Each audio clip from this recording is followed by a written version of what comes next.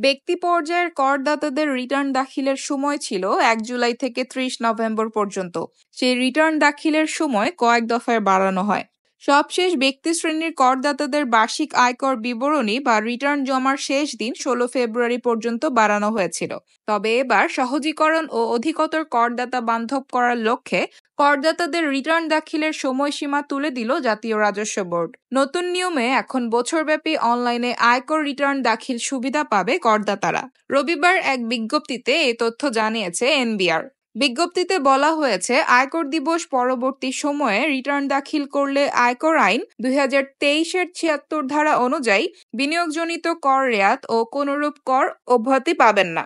তাছাড়া কর দিবসে যে পরিমাণ কর অপরিশোধিত থাকবে তার উপর আয়কর আইন ২০২৩-এর ১৭৪ ধারা অনুযায়ী মাসিক ২% হারে অতিরিক্ত কর আরোপ করা হবে।